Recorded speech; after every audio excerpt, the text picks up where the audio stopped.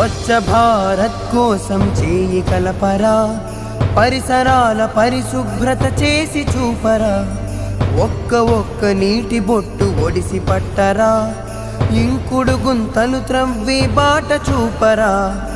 అప్పుడేర ఊరు తీరు మారుతుందిరా, అప్పుడేర ఊరు తీరు మారుతుందిరా, ఆనందం ఆరోగ్యం అందుతుందిరా, ఆరోగ్యం ఆనందం అందుతుందిరా.